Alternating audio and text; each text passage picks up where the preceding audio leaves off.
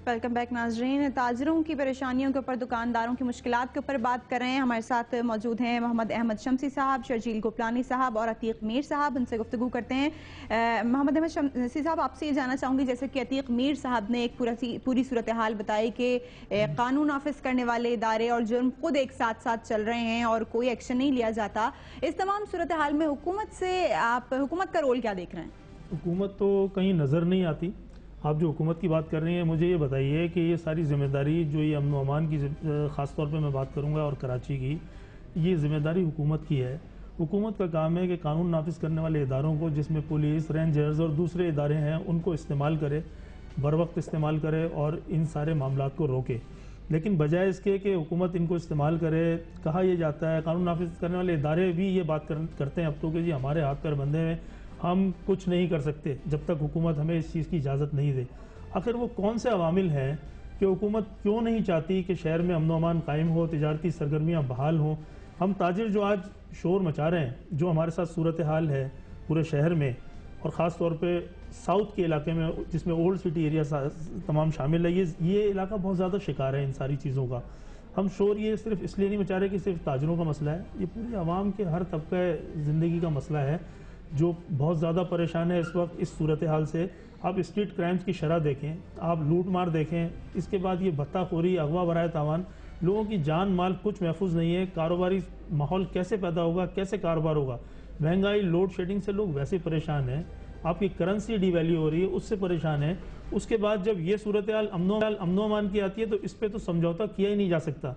दूसरे तमाम मामलात को हम बर्दाश्त करने के लिए तैयार हैं, लेकिन जब तक अमन अमान की सूरत हाल बेहतर नहीं होगी, किसी तौर पे भी कारोबारी सूरत हाल बेहतर नहीं हो सकती।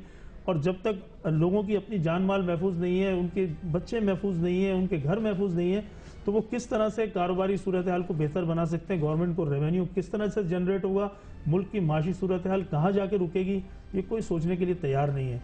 और हुकूमत ऐसा लगता है कि संजीदा ही नहीं है इस, और हुकूमत की संजीदगी का अंदाज़ा इस बात से लगा लीजिए कि आज इतना अरसा हो गया और इतनी ख़राब सूरत हाल कराची की, इस तरह से लोग मर रहे हैं और सिंध में कोई वज़ीर दाखिला नहीं है। वज़ीर आला साहब ने खुद उसका कलमदान रखा हुआ है और देख लीजिए कि इंतज़ामी सूरत हाल क्या है आज।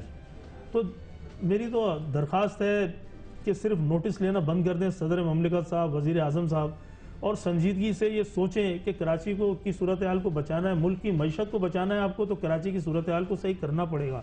अगर आप ये नहीं करेंगे तो लोग जिस तेज़ी से यहाँ से माइग्रेट कर रहे हैं, पैसा जिस तेज़ी से यहाँ से मुंतकिल हो रहा है, पहले दुबई, अब उसके बाद अब मलेशिया और दूसरे अरबों रुपए आपके ट्रांसफ़र हो चुके हैं। आपकी 40% जो इंडस्ट्री है टेक्सटाइल की, जो मेन रीढ़ की हड्डी है आपकी मईशत की, वो बांग्लादेश ट्रांसफ़र हो चुकी है, उस मुल्क में जिसको हम कोई अहमियत नहीं देते थे कि वहाँ क्या है। आज ये सूरत हाल है, लेकिन हमारे अरबाब इक़्तिदार की आंखें नहीं खुल रही हैं। वो किस चीज़ का इंतज़ार कर रहे हैं, किस सूरत हाल में जागेंगे और उनके नोटिस जो लेना है वो कब उस पर अमल दरामद होगा, मेरी तो समझ से बाहर है। तो खुदारा मेरी तो दर्दमंदाना अपील है इनसे कि अवाम की सूरत हाल का जायज़ा लें। ताजिर बरादरी खास फ्रंट लाइन पे है और सबसे ज़्यादा शिकार है। दूसरे तबकाते ज़िंदगी जो है वो इतना शिकार नहीं है। ताजिर इसलिए ज़्यादा शिकार है कि ताजिरों से उन्हें पैसा मिलता है, ताजिरों से रैंसम मनी मिलती है, और ताजिर भी मजबूर हैं अपनी सेफ्टी के लिए, अपनी अहल खाना की सेफ्टी के लिए। जाहिर है वो भी मजबूर है अपने घर वालों की वजह से कि वो रैंसम मनी उन तक पहुंचाएं। शर्जील साहब, आपसे जानना चाहूंगी, आपके इत्तेहाद की जानिब से, आपके ग्रुप की जानिब से निशानदही की गई, कहाँ से पर्चियां मौसूल हो रही हैं? कोई आपकी तरफ से ऐसा एक्शन लिया गया, मजबूर किया गया पुलिस को, हुकूमत को? मैं आपको एक बात बताऊं, मार्च 2005 में टिम्बर मार्केट से किडनैपिंग हुई थी 3 दुकानदारों की। दुकानों से सुबह सवेरे 3 दिन लगातार ये आते थे और लेकर चले जाते थे। और 3 बंदे हमारे उनके पास थे, किडनैपर्स के पास। वो तकरीबन 1.5 महीने के दौरान है।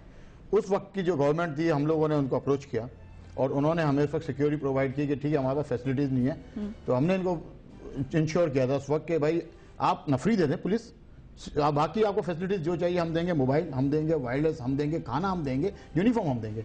मार्च 2005 से लेके आज तक जितनी नफरी टिम्बर मार्केट में आती है, उनको डेली का लंच, उनकी यूनिफॉर्म, उनको वायरलेस, मोबाइल तक टिम्बर मर्चेंट ग्रुप मोबाइल भी प्रोवाइड कर रहा है विद पेट्रोल, विद ड्राइवर, उनको हम फैसिलिटीज दे रहे हैं। अब हुकाम बाला तक अप्रोच करना या उनको कहना, तो वो सुनेगा जो बांसुरी नहीं बजा रहा हो। यहाँ नेहरू चेन की बांसुरी बजा रहा है और यहाँ आवाम मर रही है। रोज के 10 से 12 लोग टारगेट किलिंग में या किडनैप होके मारे जाएं, आप उसको क्या समझती हैं?